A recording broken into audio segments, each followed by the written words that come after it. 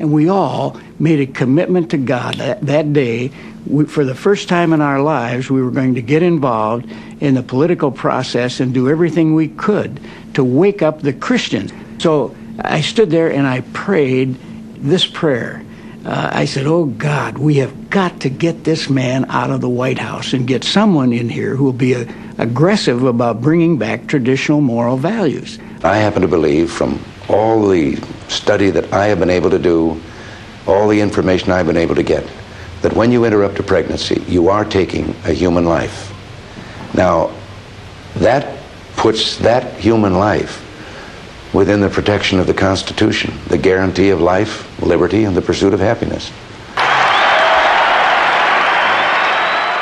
In 1980, as evangelicals had thought 4 years before with Carter, a presidential candidate appeared to champion the evangelical cause. I was asked once what book I would choose if I were shipwrecked on an island and could have only one book for the rest of my life.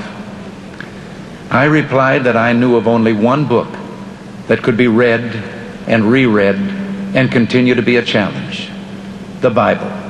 All the complex and horrendous questions confronting us at home and worldwide have their answer in that single book.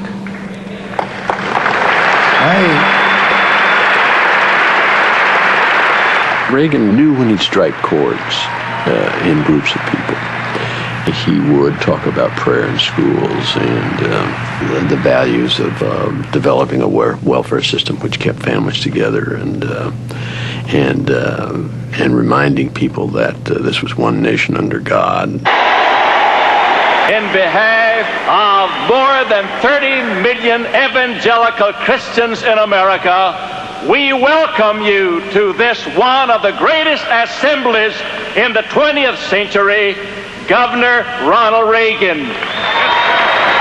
Someone said the leadership that was at that meeting represented between 50 and 60 million potential voters who were easy to register or registered. I mean, it had the potential. They were there.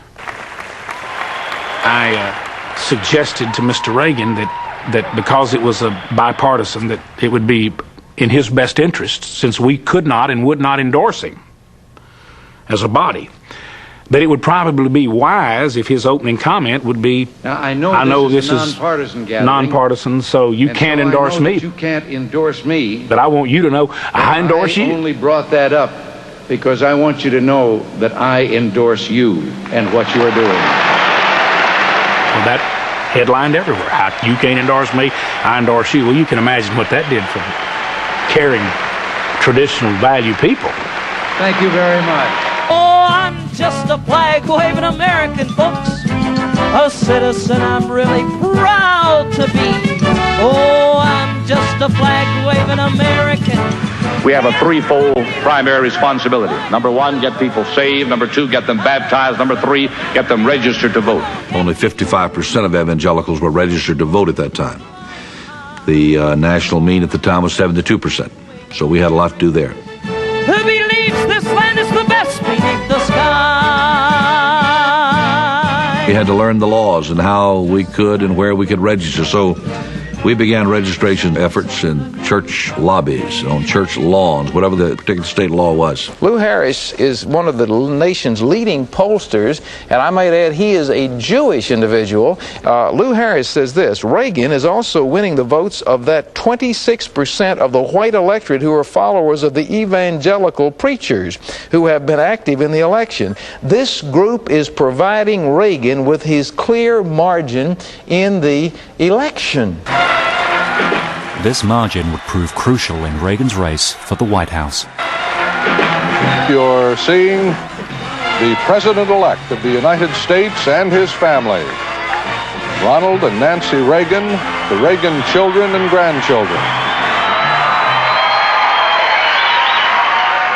When Ronald Reagan was elected, 12 liberal senators unelected, and the furor began, it was a feeling of elation.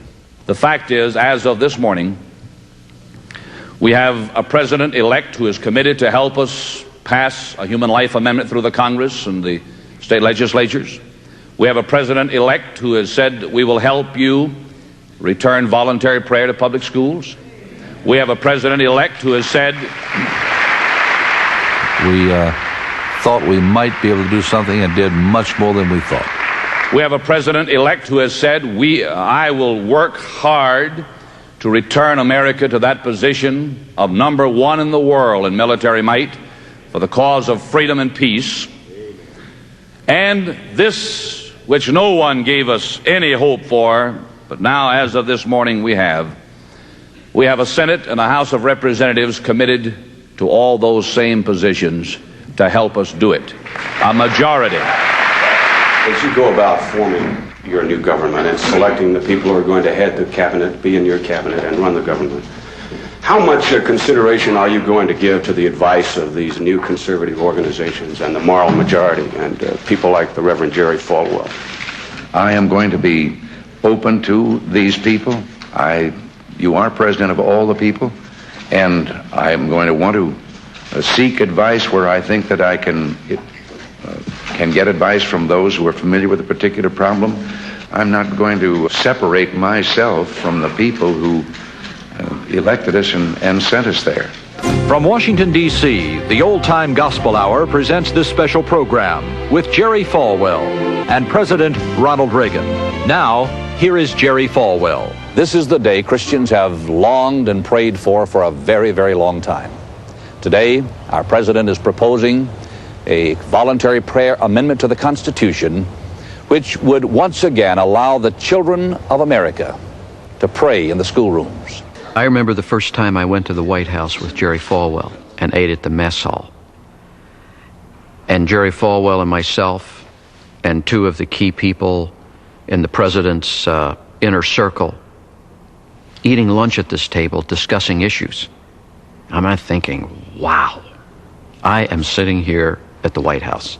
Savoring the fruits of their labor, rejoicing in their proximity to power, evangelicals were about to get a hard lesson in political reality. In the U.S. Senate tonight, the vote is in on a constitutional amendment that would allow prayer said out loud in public schools. President Reagan was pushing hard for this amendment, but it was defeated, falling well short of the two-thirds vote needed for passage. Yes, there was an effort, and I believe the president was committed, but arguments were made to him that other things were more important at the time. I know full well that an administration that was more composed of a greater percentage of traditional values conservatives who had a real enthusiasm about this would have figured out ways to bring it up again and again and change it a little bit and bring it up again, but there wasn't the will to go through that process more than once. The White House didn't say anything about it.